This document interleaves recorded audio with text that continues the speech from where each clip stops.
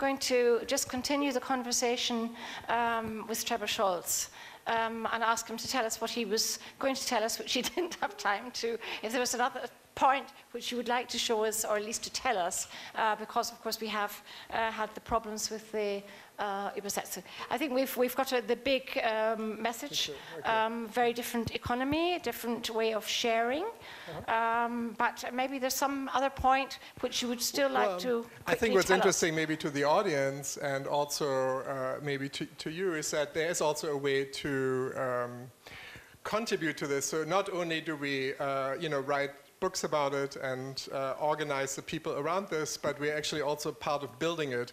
So we just got a $1 million grant to basically build an intellectual toolkit and a technological toolkit to make it easier for people to start these cooperatives. So I started a legal clinic at Harvard Law School to make it easier to overcome the legal barriers to starting a co-op, which is made purposefully hard in the United States because, of course, you don't want to empower the working class.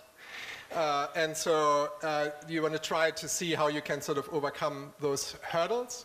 But then also technically, we are building an open source labor platform that anyone who wants to start something like that could just implement locally. Right? We're looking at governance issues, so we're building a governance tool, a finance tool, and more. So just to say, like, there's also this practical side to it. Thank you very much. Maybe we'll just continue on that and try to develop our discussion. And I would certainly ask you just to cut in and, don't wait for me to ask you questions. But I would start by asking you, because Rob Gijzel, one of your points was the problems of change and legislation. So when you listen to this kind of new economy, of shared economy around co-op kind of a model, is this something you've been into in all? Yeah, sure. Well, I think it's a great idea. We try to do so, the cooperation model as well, but sometimes it's difficult. Let me give you an example. We got a housing corporation, and they wanted to implement solar energy. They don't want to do it on every roof separately, but they bought a piece of land and wanted to do there the solar panels. And it's not allowed. Because the legislation is saying if you do it in this scale, then you are an energy company. And you need an allowance. And they didn't get an allowance. So you see quite often that if you want to take this initiative, then there are existing regulation that makes it impossible. I've seen it so often. But the idea is great. The idea is great because this is about, well, we have to try to find a way to convince our national government that this is the way we have to work in the future, because I'm really agree with you that this is the democratic way to get people involved. Yeah, so we are trying that. So we spoke about this. I had a chance to speak at it at the G7 to the labor ministers, and the City Hall in New York is vaguely supportive, and so Barcelona is of course supportive. They made it one of their principles for Barcelona, and so is the UK Labour Party, right? So they are supportive of that. But just to speak to the regulation, that's of course a huge issue and probably a much bigger one in the US even. And I think the situation is drastically different in Europe than it is in the US, where in Europe, of course, you have this orientation towards the federal government, which you probably understand. I would not point to the federal government in the US right now. So it's a much more, it's really I think a move to co-ops in the US, right? A move to co-ops in the US is really a move to shield workers from harm, right? To shield these women that I showed you from harm, right? To give them an opportunity to make a living for themselves. It's not just about money. It's also it's about a value plurality, right? Value pluralism. It's about not just about money. It's also about dignity, right? Just to be treated like a human being in the workplace. There is this cooperation is okay, but there is another possibility as well. You were saying something in the end of my speech. I said, don't give the power in the hands of few. What you see, for example, Legislation is not controlling everything. The Google Watch is not but controlled by legislation because it's something new. And now Google is doing, or Apple or whatever, I got one as well, they put all the information, all the data are going to Silicon Valley. For commercial purposes as well for scientific purposes. Commercial is that they are going to tell my assurance company what I'm doing in daytime and in nighttime because they know everything about me. And in Germany, now I understood, because just before Christmas, there was an obligation for the Apple and the Google Watch for children because of privacy reasons. You go, when I would still be a mayor, I would go to Google and say, okay, what will be your future? That we are going to prohibit this watch everywhere in the world, in our society, or are we going to sit together? And look, what is your commercial interest? What is my public interest? What is your private interest? And can we make a deal? Of course you want to make money. And of course I want to know about the health of my people in my city, and you want to know about your own figures. But you may not misabuse his data. So can you sit together and make a deal? And I think that would be a great opportunity as well, because they got a lot of technology that can be handsome and fruitful for the people in the cities. Okay, so that was the point of combining here the big and the more local. Maybe I can just, because if we just keep for a second at the question of work as one of course, the big issues which we're having in transformation in IT and IK. I think if we look at Germany, we're very much into sort of startups. Sitting here in the House of Wirtschaft, startups, or my university, innovation startups, helping young people to start up. But it's a very different kind of model which is behind the thinking compared to what you're talking about. So I think I would like to just ask you if you want to comment on that before we perhaps look at the horizontal in different spheres. Yes. Can I speak German? It would be easier for me. Yeah. Yes? Okay. Wait, have you got your, just a minute? Have you got your, I would like you to can speak understand, German. you can understand, so you okay? Ja. Okay, also ich glaube, der Ansatz über Genossenschaften ist ein sehr spannender. Und da haben wir ja in Deutschland auch eine lange Tradition. Sozusagen, wenn ich an die Raiffeisen-Tradition denke, Genossenschaft ist im Grunde genommen nichts Neues. Die Innovation, und das Spannende ist eben, die Genossenschaftsidee zu übertragen auf die Plattformen und die digitalen Technologiemöglichkeiten. Und gerade im Bereich der Energiewende haben wir in Deutschland in den letzten Jahren 800 neue Bürgerenergiegenossenschaften gegründet bekommen.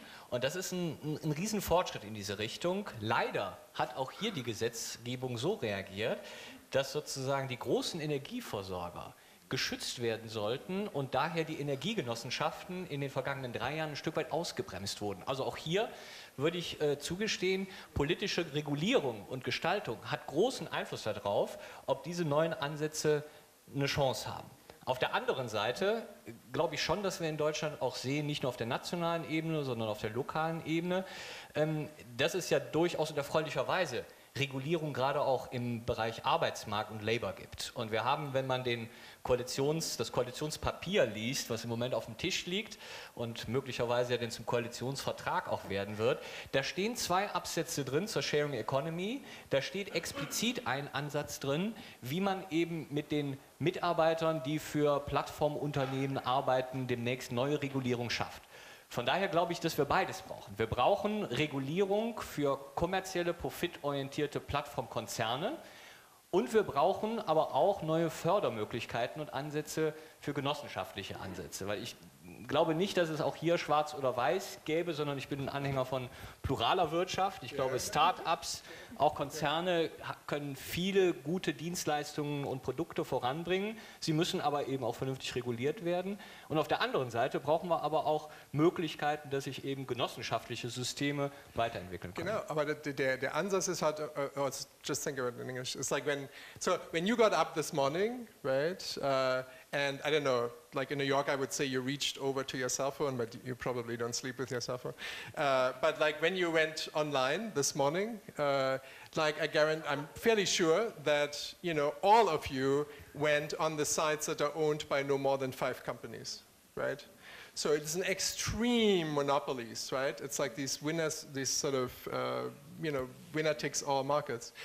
And so the owners of that, right, probably fit into one Google bus, right? And so that's wrong, right? So what we try to, it's not against those companies, but it is against monopolies, right? And it is against market domination because it's just bad for consumers, right? It's just not good for consumers. And this is, I think, where this cuts a slice out of that economy and diversifies the digital economy. And groups like IG Metall in Germany play quite a positive role here too.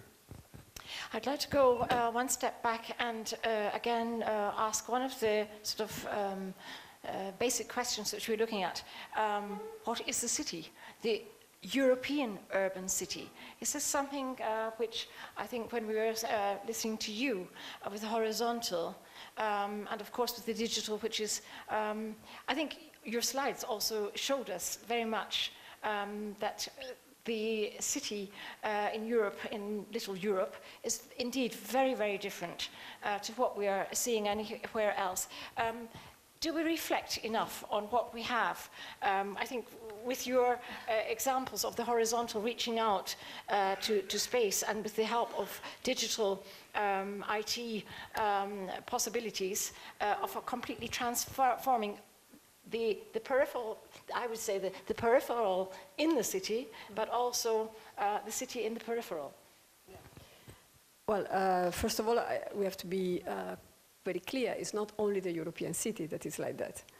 Okay. Mm-hmm. So, in fact, what is special then about the urban quality of the European? Can we say that? Is it the heterogeneity, or is that just something we like to believe? The urban quality is made by many different things, and also a very important process of layering infrastructures. There are a lot of infrastructure in the European city. Less, for example, in the American city. If I'm considering the vast conurbations of the United States, for sure there is much less investment in infrastructures. So what we are now adding is a new layer of infrastructure. And that's why it's so important to reflect on the structure of this new layer. And my proposal is to reflect out of the idea of just a hierarchical structure. That's one point. But I would like to go back to the work, if I can, just for a moment. Because that was also my last point, the third point about territories in search of labor. So, can we make an exercise of imagination and imagine that in the future there will not be so much work left for humans? So what are we doing? This is an old problem, has been already studied and reflected in the past. For example, in the 70s, there were very interesting reflection on the disappearance of work. That was the idea, not already very clearly seen that work for people would be less in the future. And now we are facing really concretely this disappearing of work, and nobody has really the figures about how really far we already are. But from the point of view of some scholars, we are already very far away. So what are we going to do? I mean, can we imagine not to do anything? So the question of dignity of labor, can we find the dignity without having the labor? Maybe we have a possibility to survive, but do we feel in a way in a good relation with the others without having work?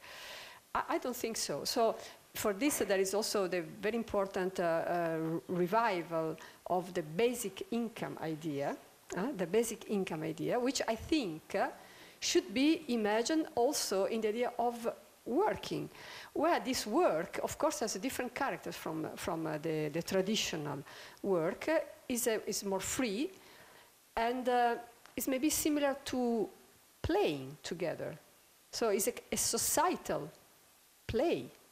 So the Dutch philosopher Huizinga, that in the 40s, in the 30s, was writing about the game and playing as the fundamental societal level, not the first one, the one where society is forming itself through the play.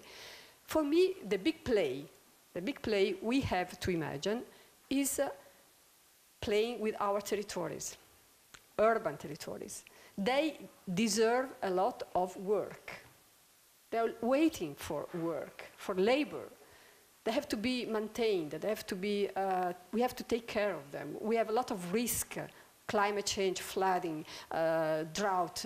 We have productivity. We have the problem of nourishing, of feeding the planet. We have so many questions that are really related to taking care of the territories. And these territories that are also the place where we live, they're not far away. It's exactly our home. And this, I think, is the city of the future. It's a city where we will have probably less work. For example, in Italy, in Europe, in many places, also in China, we have more and more abandoned industrial areas. Areas that are there just because of a technological change. They are today different things. We will reuse them, yes, but they will not give back the jobs. They will be reused by some companies, and very few people will really work inside it. We have to start to look at this question and to imagine that maybe there is other types of work, of course services, of course for high-skilled jobs, I mean, of course, but there will be also a lot of work needed in the territory itself. I think, first of all, basic income. We have a very important supporter of that model here in Karlsruhe. The founder of DM, the druggery market, I don't know if they're also in Italy, they're in many countries, is one who does this. And catching on what you said in the 70s, then we had, of course, the question of Tätigkeitsgesellschaft. Can somebody help me up there? What is a Tätigkeits, not a working society, a society in which you are active, an active kind of a society for all. So maybe if we're talking about restructuring, seeing the different territories within the city, the different social classes and social groups within the city, and this change due to digital but also due to aging society, then in fact in the 70s we already said, of course it is a different set of circumstances, we have work enough. But it is a question of the division of work and the way that that is honored for. And of course, maybe if I just pull in Trevor Schultz also, in the US, of course, it's a different kind of way of the thinking behind, because you have voluntary work as a kind of a part of societal fabric, more than you would do in Europe. Right. So I think this is actually quite connected, because so there are 57 million freelancers, right, in the US. Like I said, every third American is a freelancer, day laborer, or contingent worker, independent contractor, not employed. And if you add to that this digital economy model, then you get a significant amount of the workers, like I said, about between a quarter and a third of the workforce already now, that has absolutely no labor rights, right? I don't know how this works here, but it's like in the US, basically, an employee is protected by the Fair Labor Standards Act of 1938, which comes with the right to the weekend, vacation, etc. A digital labor has no rights at all, none. None. All of the things that unions fought for hundreds of years are gone, like this, right? And and this is why we are also working, for example, trying to create these platform co-op, introduce this platform co-op model with babysitters in Illinois right now, for example, that are distributed, right? They are everywhere. They are in the countryside. They are women who take children into their home and care for them, right? And but they're completely isolated. And so this model allows them to pool their resources, buy toys together, right? Be able to go on vacation, right?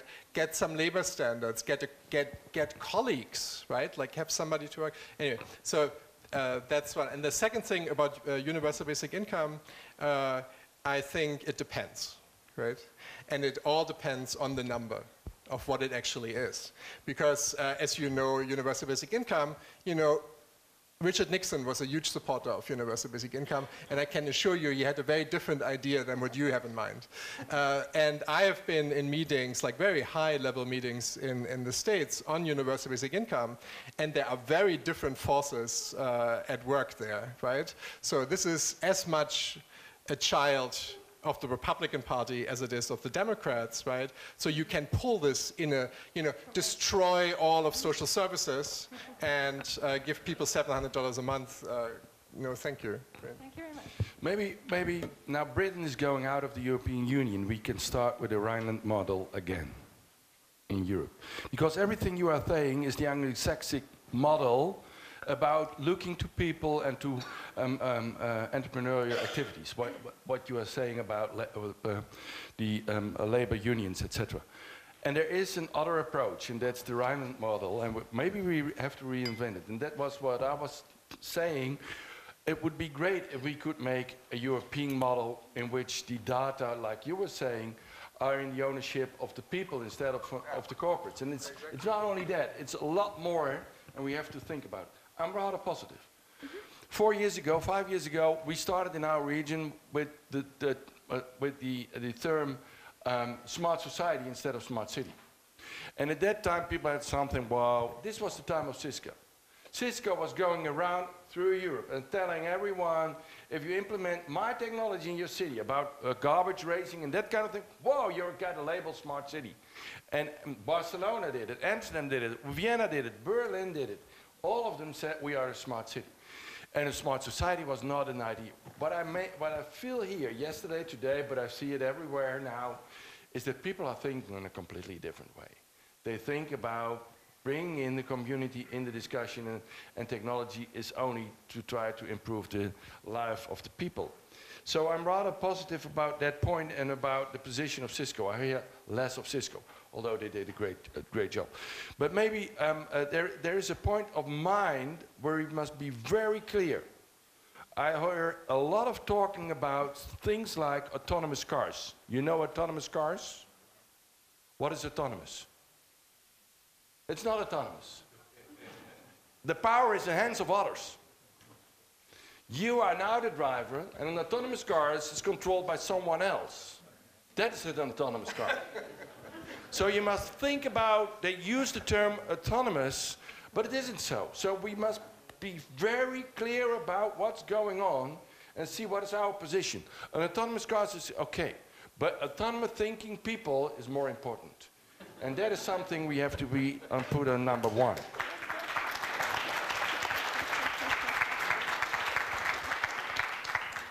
Ja, ich würde vielleicht noch einen anderen Aspekt mit reinbringen wollen. Also ich glaube, ja, die Diskussion ist wichtig. Inwieweit wird künstliche Intelligenz zukünftig auch Arbeitsplätze möglicherweise kosten? Die Studien unterscheiden sich ja sehr stark bislang, ob es sozusagen wirklich desaströs wird und wir ganz ohne Arbeit sind und uns Alternativen überlegen müssen, wie wir unser Leben ohne Arbeit verbringen wollen, bis hin dazu, dass es gar nicht so klar ist, wie viele Arbeitsplätze es kosten wird, weil eben auch neue Arbeitsplätze entstehen können.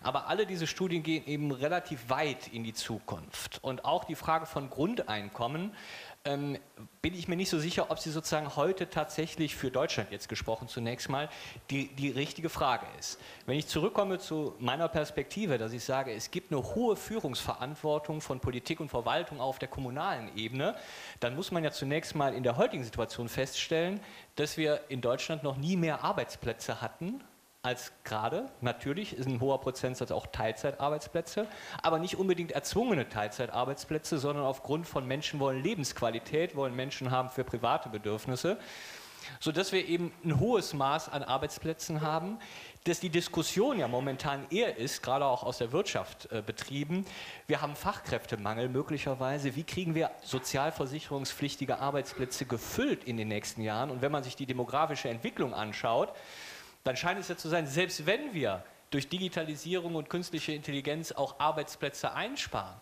dass es möglicherweise noch nicht mal ausreicht, um den Arbeitsplätzebedarf in Deutschland abzudecken. Von daher glaube ich eben, dass es auch an der Stelle notwendig ist, für die Verantwortlichen sowohl die Langfristperspektive natürlich im Blick zu haben, sich anregen zu lassen dadurch. Aber dann müssen wir doch in der Lage sein, auch zu sagen, was sind die ersten 2, 3 Schritte, die wir von heute ausgehen.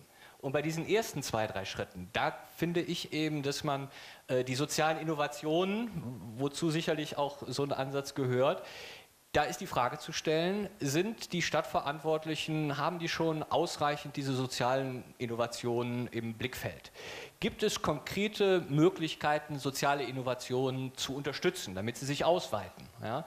Dann auf der anderen Seite zu fragen, wie schaffen wir es eben durch die Einführung von smarten und digitalen Technologien, dass die Stadt sich in ihre Richtung entwickelt und nicht in die entgegengesetzte. Wenn ich an meine eigene Heimatstadt Hamburg denke, da beobachte ich schon, dass viele dieser Experimente, die denn da auch durchgeführt werden, eher in den Vierteln durchgeführt werden, wo ohnehin die besser verdienenden und die Wohlstandsbevölkerung ist. Da kommen die Experimente von intermodaler Mobilität, da kommen die ersten Ladeinfrastrukturen für die Elektromobilität hin, da kommt die Station hin für die Leihfahrräder. Und die Gefahr, die besteht natürlich, dass dadurch eben durch die Digitalisierung und durch diesen Trend in diese Richtung eben nicht wir in eine Stadt kommen oder in eine Vision kommen, die Sie skizziert haben, sondern dass möglicherweise die Teilung größer wird. Von daher auch hier würde ich eben sagen, die Führungsverantwortung von Stadt, Politik und Verwaltung liegt darin, in einer Nachhaltigkeitsperspektive sich sehr gründlich zu überlegen, welche sozialen, technischen Optionen an welcher Stelle in der Stadt muss ich fördern. Natürlich auch im Blick zu behalten, dass möglicherweise in 50, 60 Jahren vielleicht die Arbeit uns wirklich mal ausgeht, aber im Moment eben andere Fragen drängender sind, die in den nächsten 5 bis 10 Jahren zu guten Antworten führen müssen. Ja, ich würde ganz gerne einfach dabei bleiben, bei dieser Fragekomplex. Ich glaube, das ist eine von, oh sorry, I'm speaking in German again. I think this is one of the problems of short-term, long-term at the same time. But adjusting and being able to adjust quickly enough. And the other point was what you have said this morning. Are we in a phase of evolution or revolution? How do we have the legislative, the politics, the economy, the economists, and of course the civil society? Trying to look to appreciate the different ways that these different speeds or simultaneous kind of large size change are affecting us.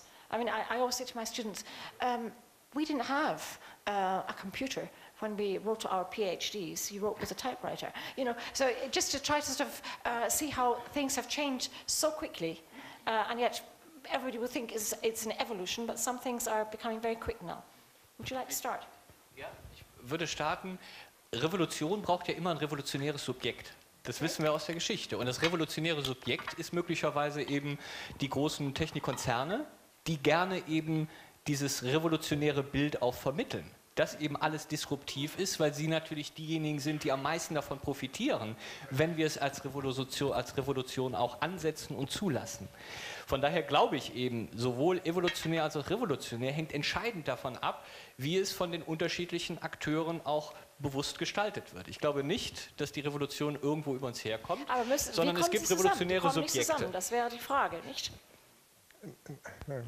Ja. Ist es nicht da, also gerade im Hinblick auf Legislation, ist es nicht immer diesen Achilles, is it not the Achilles heel of democracy that we tend just to think in 4 or 5 year periods?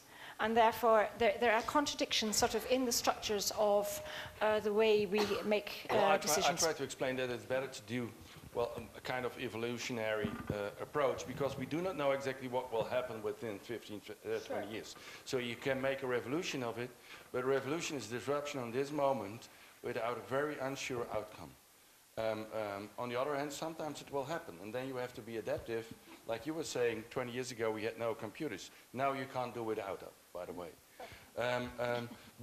Well, seeing what we are doing in our cities, for example, I hate these evenings where we invite people to ask, what do you think about our plans for one evening? Then they come, only we have a plan, and only the people who are against are coming there. The people who are in favor remains at home, and then we say, well, as a local government, well, okay, we have heard you, but we are still going to do our plan, and then we are not democratic anymore. So what I propose is that we keep the people involved. If we have a plan, we have to describe, it's a starting decision, not a final decision as a government. The starting decision is, this is what is in public interest. This is for us very important. And then we go to the neighborhoods and ask, what do you want to add from your position, for a commercial position? So we discussed about how can we make a win-win situation. That's a completely other approach. And it's rather successful, because in the traditional way, you see quite often that you're going to the judge and whoa, it's a long period of bureaucracy. And here, it's a way of working together. And I think it's far more preferable than the traditional way. About a basic income, I'm very much against a basic income.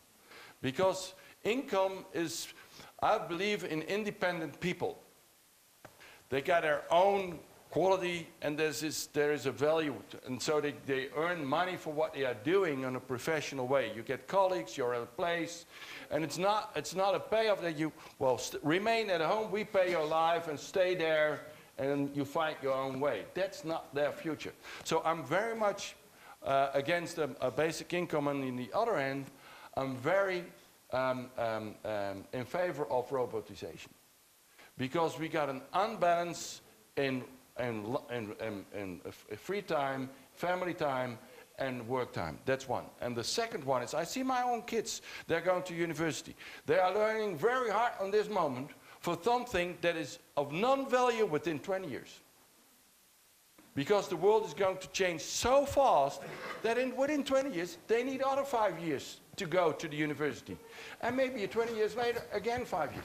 That means that we can add 15 years of education to everyone in society, on every level they want to do. And that's great. That's great for them.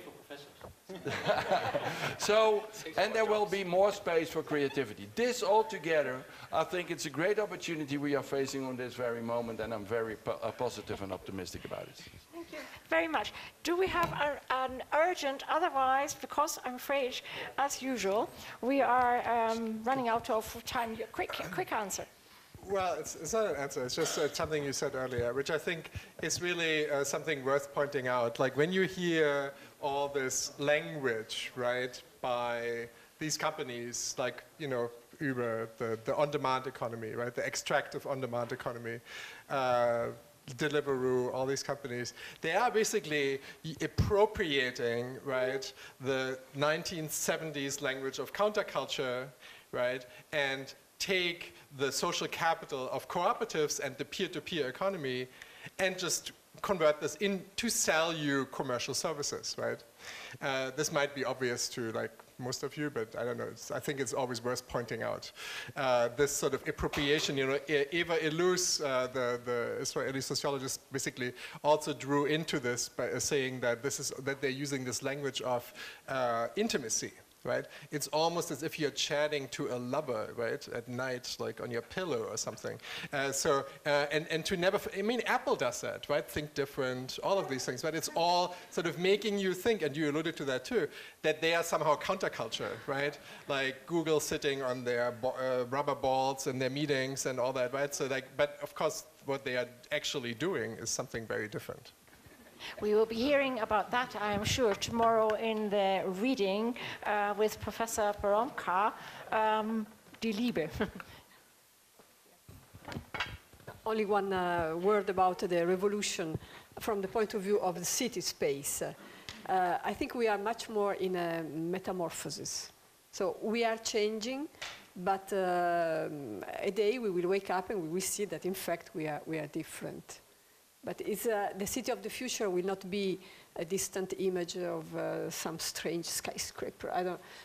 the city of the future is the city in which we are today, that is changing under our eyes every single day because infrastructures will be modified, because we will leave the space in a different way. So the city of the future is already here. And that's why we need to understand well what is already on site and to understand this process of metamorphosis that is happening. And I think the question of experiment is very important. We need more experiment. And there is no courage about that. On the contrary, in the transition we are going through, we need to adapt and understanding what we are becoming. And for that, we would need much more experimentation also in the space, I mean, in the way to adapt this space. Thank you very much indeed. I'm going to draw this conversation to a close. Ich werde jetzt wieder auf Deutsch sprechen und wir werden jetzt eine weitere Konversation draußen beim Mittagessen machen. Bitte verzeihen Sie, dass ich nicht jetzt Fragen nehme, sonst kommen wir ganz aus unserem Zeitplan. Wir werden es so machen draußen und später am Nachmittag, dann eben, wenn wir die große Runde machen, dann werden wir weiter diskutieren. Wir treffen uns um 13:30 Uhr pünktlich, damit wir am Nachmittag auch ein sehr vollgepacktes Termin einigermaßen einhalten. My thanks very much to all the speakers this morning and to our short but very interesting conversation. And I hope we continue for the rest of the day. Thank you.